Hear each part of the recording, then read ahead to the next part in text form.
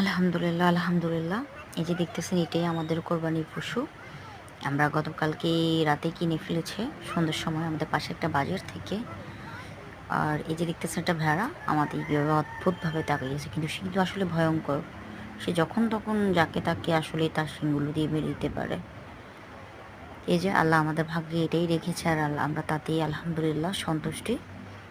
আর অনেক অনেক শুকরিয়া। আসলে কোরবানির পশু নিয়ে কেউ কখনো দাম জিজ্ঞেস করবেন না এবং সেটা দাম অনুপাতে কেমন হলো কি ওটা বিবেচনা করতে যাবেন না। কারণ আল্লাহ আপনার জন্য যেটা নির্ধারণ করে রেখেছে সেটাই আপনার জন্য হবে।